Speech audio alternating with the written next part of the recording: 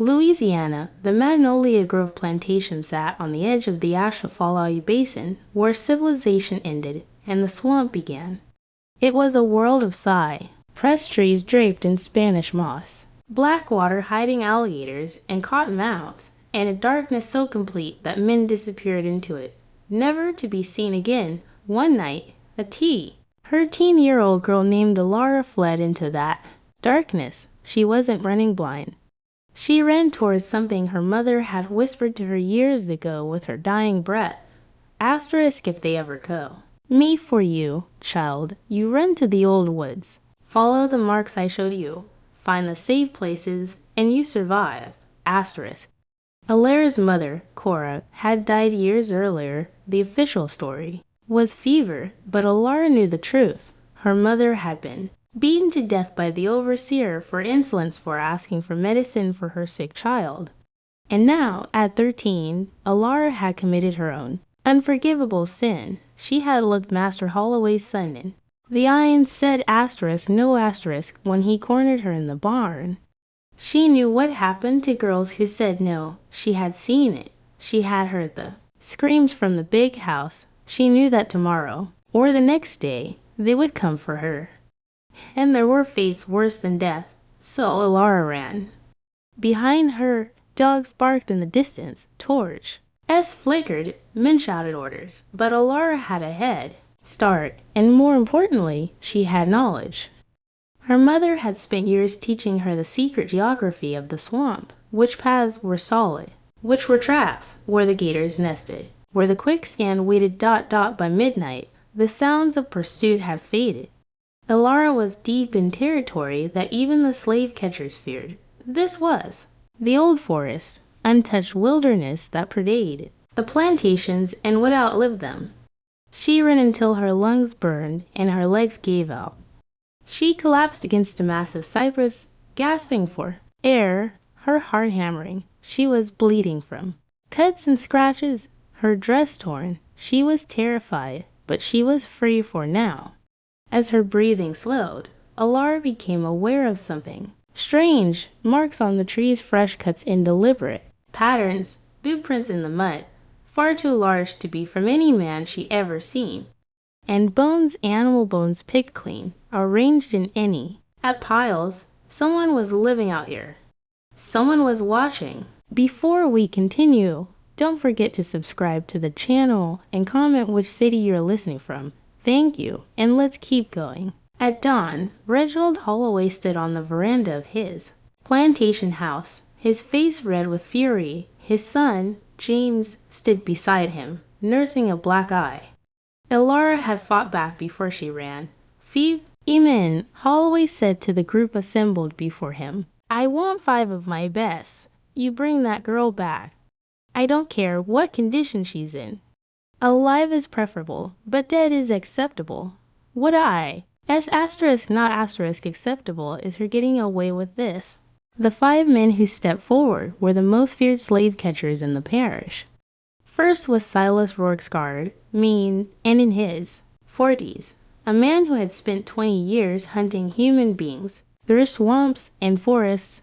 He had never lost a trail.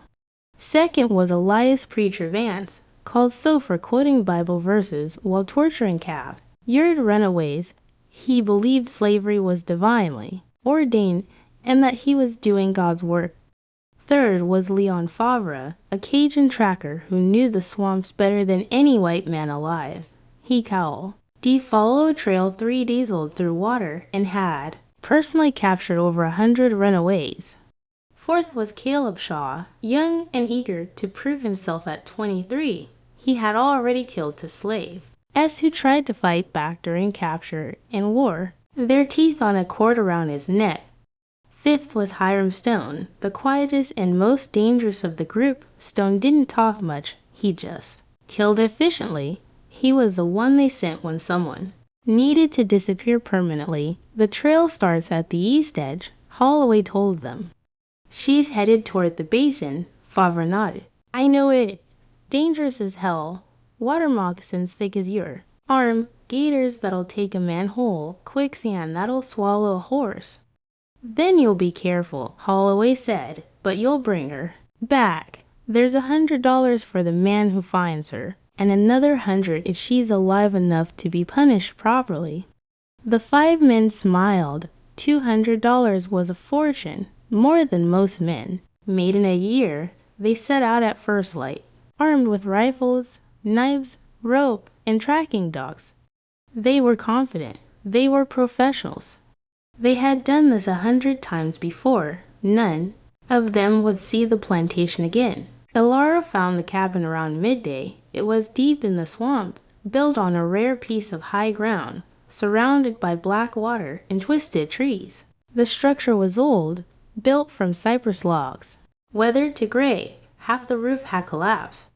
Vines grew through the windows, but it wasn't abandoned. Fresh marks were everywhere. A recently lead deer carcass hung from a tree. A stack of firewood was neatly chopped. Tools, an axe, a saw. Various knives were organized with military precision. Inside, through the BR oaken door, Elara could see furs, dried meat, a bedroll. Someone lived here, someone very good at surviving. Elara was backing away, deciding whether to run or hide, when a voice stopped her cold. Elara, it was a man's voice, deep, gravelly. Quiet-handed knew her name. She spun around, but saw nothing, just trees, shadows, and water. Don't run, the voice said. You. Safe here. Who are you? Elara's voice cracked. How do you know? My name. A figure emerged from behind a massive oak about 30 feet away. At first, Elara thought she was seeing things. The man was enormous. At least 6.5 feet tall. With shoulders like a bull, his skin was dark, weathered by sun and wind. His hair and beard were long and streaked with gray. His arms were carved. Aired in scars, whip marks, burn marks telling a story of violence survived. He was dressed in animal skins and carried an axe in one hand, held loosely as if it weighed nothing. His eyes were wet steamer, like Elaramos. They were intelligent, cautious, and infinitely sad. My name is Isaac, he said. I knew your mother. Elara's heart stopped. You knew Cora. I loved her. Isaac said simply, a long time ago, before they separated us, before they told me our baby died. He took a step closer, moving with surprising grace for such a large man, barely making a sound. You're bleeding. You've been running all night, and there are men coming after you. I heard the dogs hours ago. 5 men, professionals.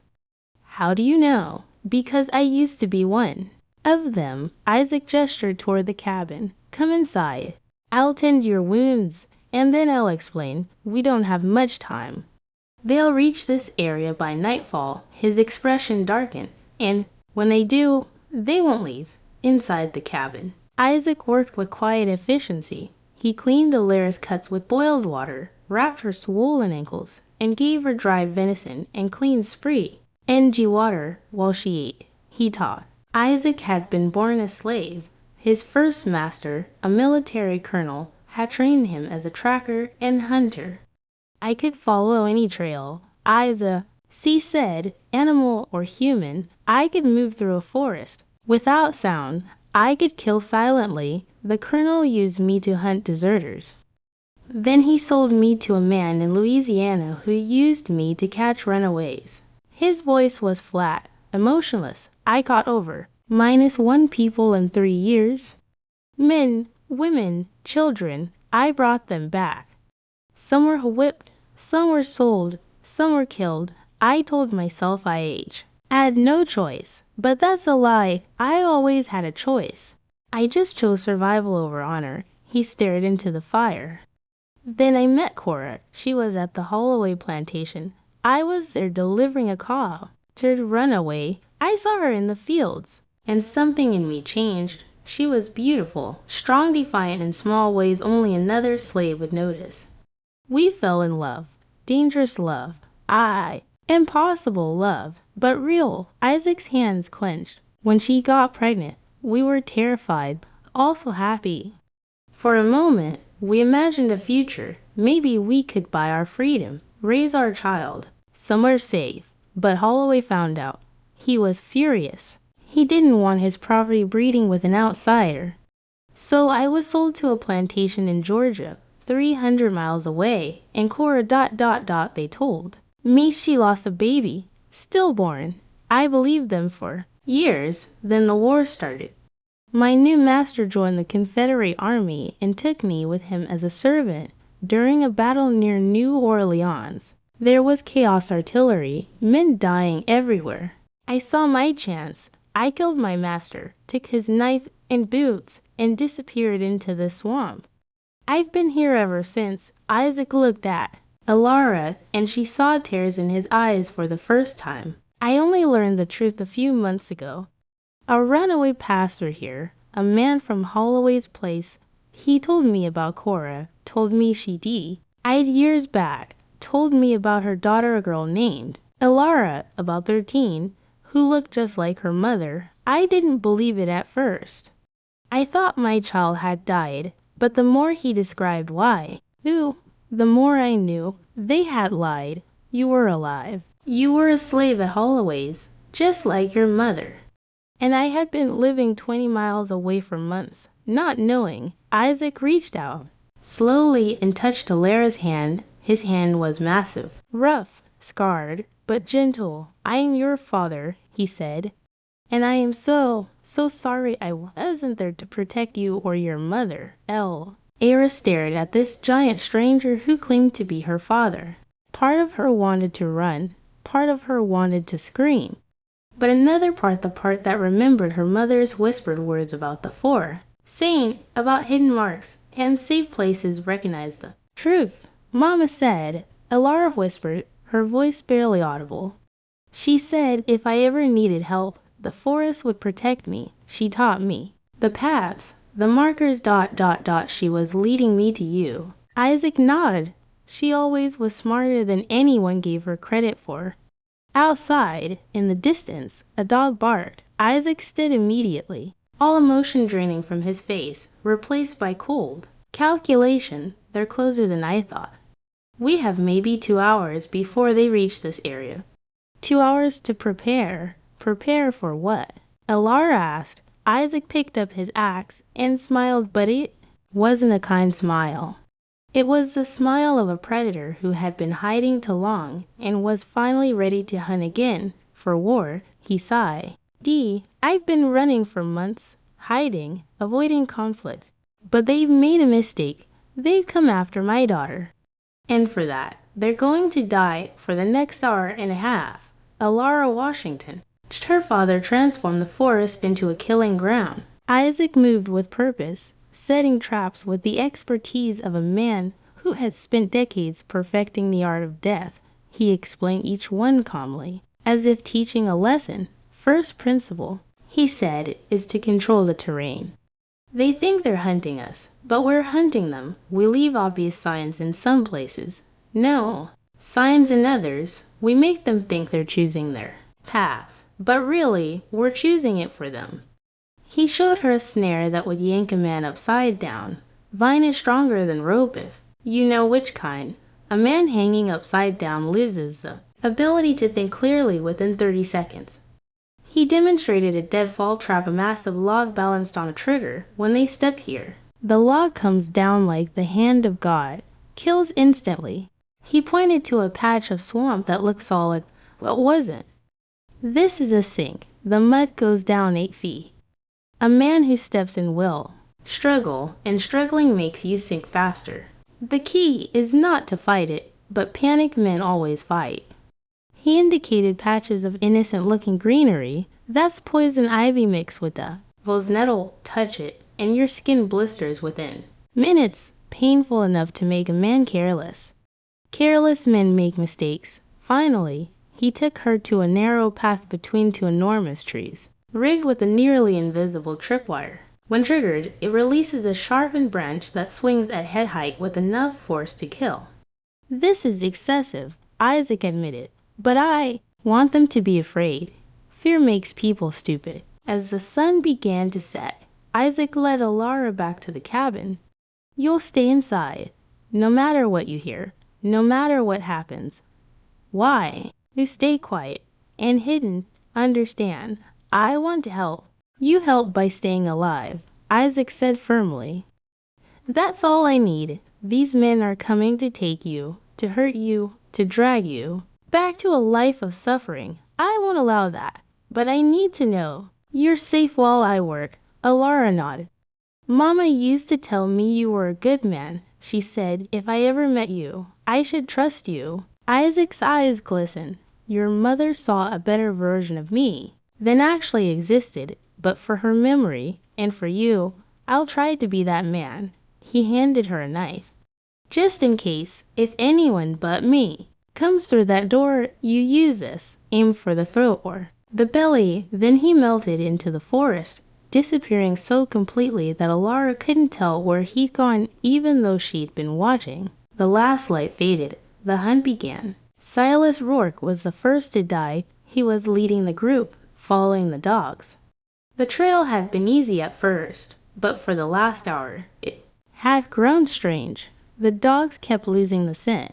Something's wrong, Leon Favre muttered. The trail doesn't make sense. It's like she's doubling back, but also not. Like someone's playing with us. She's 13, Caleb Shaw scoffed. How smart can she be? Smart enough to make it this far into the basin. Favre countered. Most runaways get turned around with an M. She's gone at least 10 through the worst country in Louisiana. Either she's a genius or someone's helping her. Or we're not alone out here. Hiram Stone finished quietly. He had an SP, Oaken in hours, but his voice was deadly serious. Rourke was about to respond when a dog barked frantically, pulling at its leash. It had found something. They moved forward carefully to a small cur, airing covered in fresh, small footprints. She stopped here recently, Rourke said.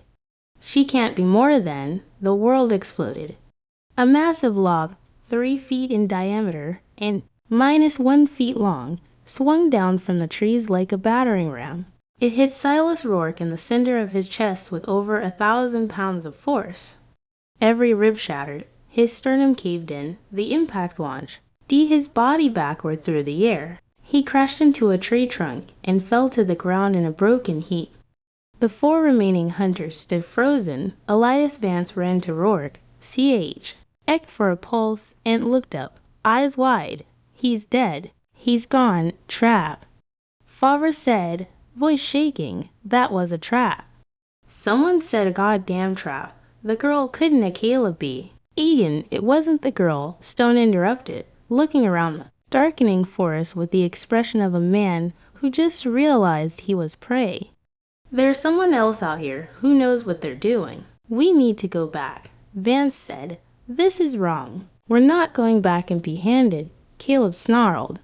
Rourke said, which means his share of the reward is ours. We find that girl. We get paid double. I'm not leaving because of one accident. That wasn't an accident, Stone said quietly. That was murder, professional murder. Then we'd better be careful, Caleb said, checking his rifle. Come on, it's almost dark. Let's make camp. Wait for first light. No camps, Favre said. We need to leave now. But they didn't leave because they didn't truly understand what was happening. They thought they were still the hunters.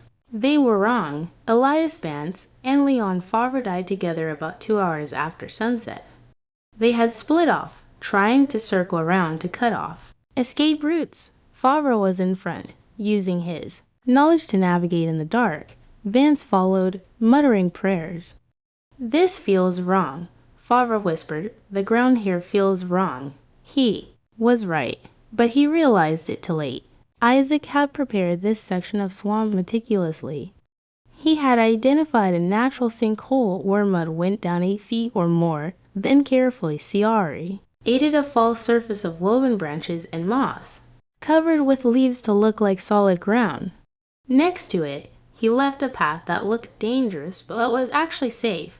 Humans usually choose what looks safer. Favre stepped onto what looked like solid ground. He went through immediately, sinking to his waist in thick, black mud. Pull me out, he screamed. Vance, help me. V. Ince grabbed Favre's hand and pulled, but the mud had suction. For every inch they gained, Favre sank 2 inches deeper. Then Vance felt the ground beneath his own feet give way. Now both men were in the sand. Waist deep and sinking. God, save us. Vance screamed, Lord Jesus, save your servants. The mud reached their chests. Favre was crying. I don't want to die like this, please. Someone help us. From the darkness about 20 feet away, a voice spoke. How many people did you hunt through these swamps, Favre?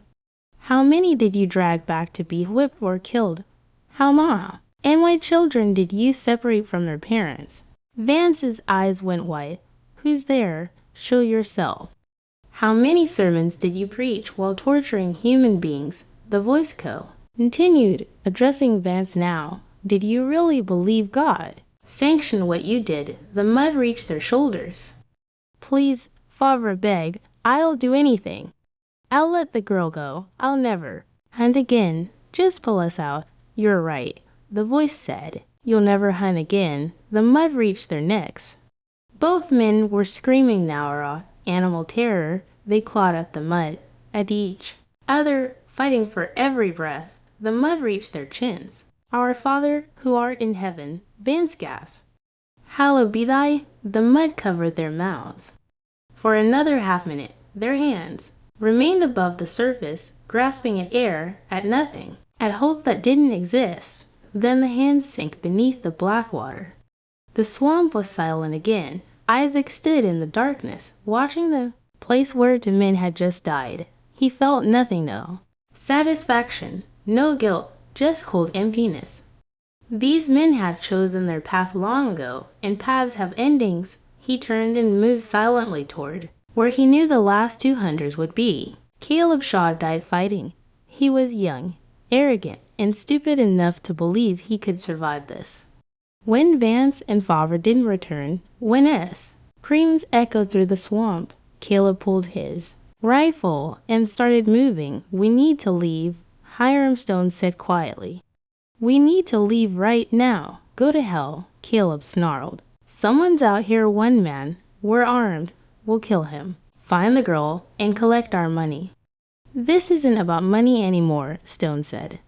This is about survival. 3 men are dead, Professor Eschnolds, and we haven't even seen who's killing us. Then let's change that. Caleb started making noise deliberately, breaking branches, calling out.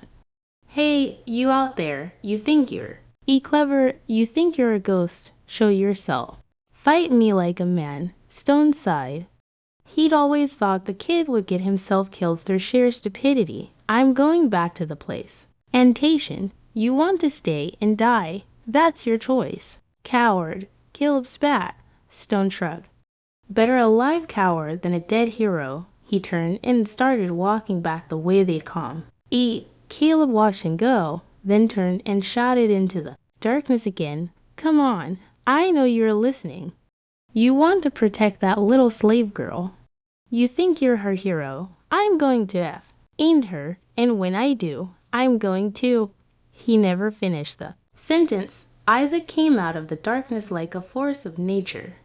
He had been standing less than 15 feet away the entire time, perfectly still, and silent, invisible in the shadows. When he moved, it was with explosive speed that seemed impossible for a man his size.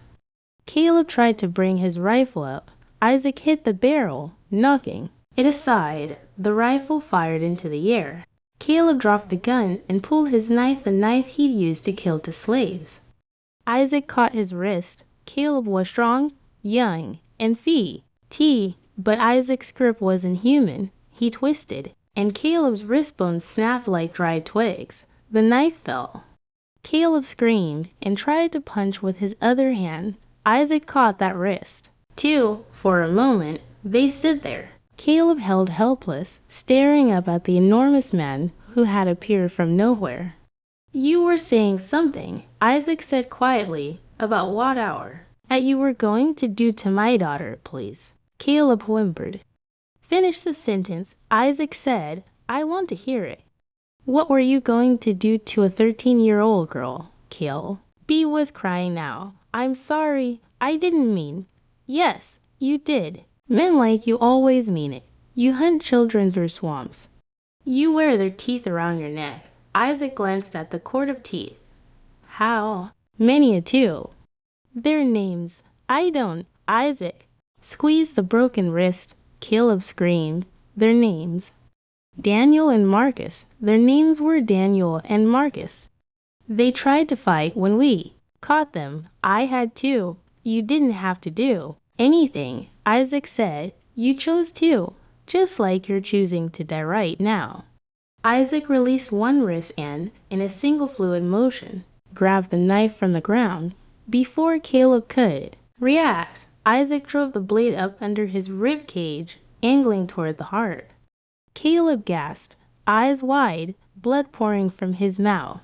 Donnie, Elle, and Marcus, Isaac said softly, holding the dying man. I didn't know them, but they were someone's sons, someone's brothers.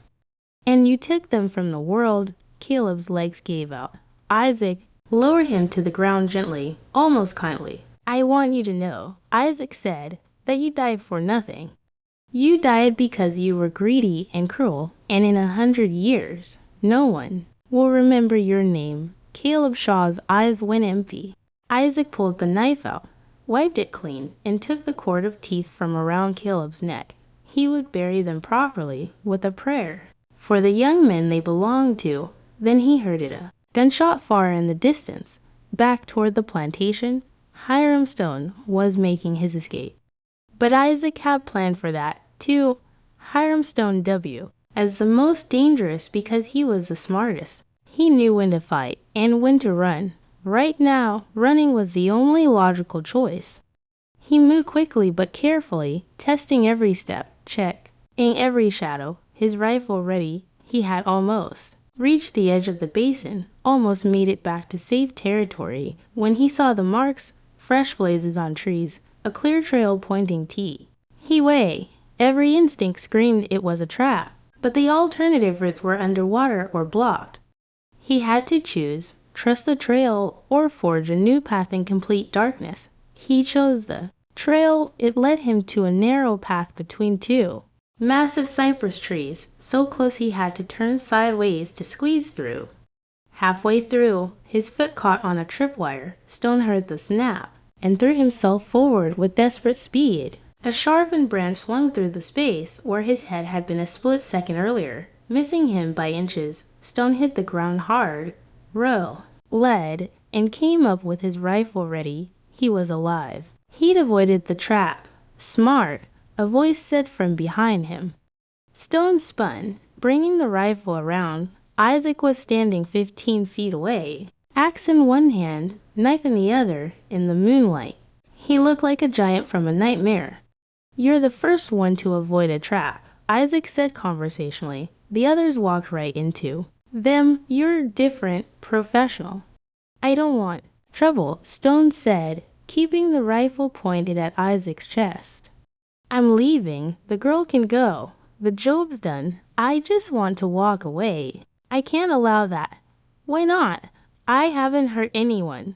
Not tonight, but in your life, Isaac said. How many? Hiram Stone.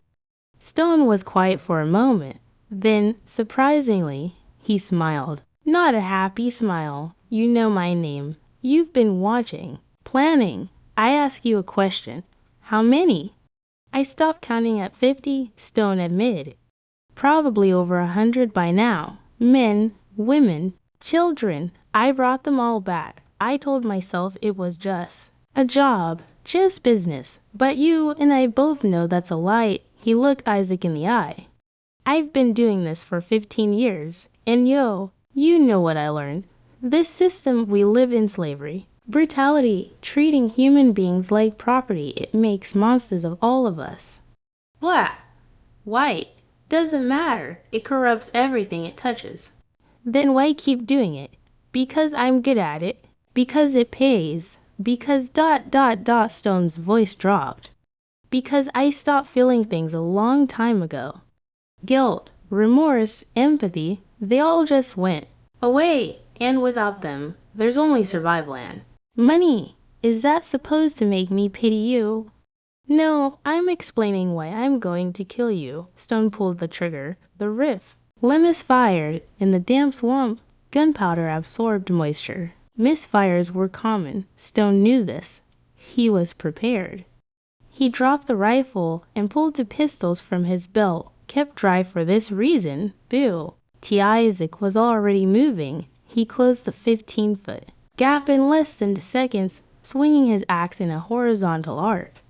Stone got one shot off. The bullet caught Isaac in the left side, tearing through muscle just below the ribs. Isaac didn't slow down. The axe blade caught Stone in the shoulder, biting deep, shattering the collarbone. Stone screamed and dropped the pistols. Isaac ripped the axe free and swung again. This time, Hiram Stone didn't scream. The blade hit him in the neck, severing the carotid artery. Blood sprayed in an arterial fountain. Stone fell to his knees, hands grasping at his throat, trying uselessly to stop the bleeding. He looked up at Isaac with eyes that were calm, almost curious. What's her name? Stone gasped. The girl you're protecting. Elara, Isaac said. Stone smiled, blood running between his teeth. Pretty name. You're a good father. Then he fell forward and died. Isaac stood there for a moment, breathing hard, blood running down his side from the bullet wound. It hurt, but it wasn't fatal. He'd had worse. He looked down at Hiram Stone's body and felt, for just a moment, something like sadness. This man could have been different, could have chosen a different path, but he hadn't. None of them had. Isaac cleaned his weapons, checked his wound painful, but manageable, and started walking back toward the cabin. By dawn, all 5 hunters were dead, and Isaac had a daughter to protect. Elara hadn't slept all night. She had heard the screams, the gunshot, the terrible silences in between. And the cabin door opened just after dawn. She had the knife ready, gripped in shaking hands. But it was Isaac bleeding, exhausted, but alive. They're gone, he said simply. All of them. Elara lowered the knife. You killed them? Yes. All 5. Yes. Elara should have been horrified, should have been afraid of this man who had just killed 5 people in a single night. But all she felt was safe. For the first time in her entire life, someone had fought for her, protected her, chosen her survival over everything else. Isaac sat down illy, wincing at the bullet wound. We need to leave. Soon, when those men don't return, Holloway will send more. Maybe soldiers. We need to be far away from here. Where will we go? North. There are Union forces in New Orleans now. About 100 miles from here. The city fell to the Navy. If we can reach Union lines, you'll be free. Legally free. Will you come? Why? Me. Isaac was quiet for a long moment. I've killed men. A lot of men, if I'm honest. The war might be changing things, but the law might still see me as a murderer, a fugitive. Urim. Why, Father? Elara said firmly. Mama loved you, and I just found you. I can't lose you now. Isaac's eyes glistened. He reached out and pulled Elara into a careful hug. Careful, because he was injured, because he was covered in blood and dirt, because he had never held his daughter before and wasn't sure how. But Elara hugged him back fiercely. I spent 13 years as a slave, she said, 13 years being told I was property, that I was nothing, but Mama told me stories about you. She said you were strong and brave. She said if I ever needed you, you would come. I'm sorry I wasn't there sooner. You're here now. That's what matters. They stayed like that for a while. Father and daughter reunited over the bodies of men who had tried to tear them apart. Finally, Isaac stood. We'll rest today. I need to treat this wound and gather supplies. Tomorrow before dawn, we start north. It won't be easy. Nothing in my life has been easy, Elara said, but this time I won't be alone. Isaac smiled, the first real smile Elara had seen from him. No, he agreed. This time you have family. The Union Army Cup. Asian of New Orleans had turned the city into a haven for escape. Slaves, thousands poured in from across Louisiana, seeking freedom under the protection of federal troops. Among them were a giant of a man and a 13-year-old girl who looked like she'd walk through hell but refused to be broken by it. Isaac and Elara registered with the Union authorities as free persons. Isaac enlisted in one of the colored units' black regiments being formed to fight. For the Union, his skills as a tracker and hunter made him immediately valuable for scouting and reconnaissance. Elara was placed in a school for free children run by Northern abolitionists. She learned to read and write properly. She learned mathematics and history. She learned that she was more than property. When people asked about the scars on Isaac's body or the hard look in his eyes, he would simply say, "I did things I'm not proud of, but I'm trying to be better for my daughter." When people asked Elara about her father, she would say, "He saved my life, and he's the strongest man I know." Stories began to circulate about a plantation in Louisiana where 5 slave catchers had disappeared. The official report said they had gotten lost in the swamp and died from natural causes: quicksand, alligators, accidents. But the slaves whispered a different story. They talked about a giant in the forest who protected runaways. They called him the ghost of the Achafalaya. They said if you were running and needed help, you could find marks on the trees that would lead you to safety. Isaac never confirmed or denied these stories, but on quiet nights, he would slip out and disappear into the darkness. And sometimes, runaway slaves would appear in New Orleans with stories about a giant man who had helped them escape, who had killed their pursuers, who had told them, "No one will ever own you again."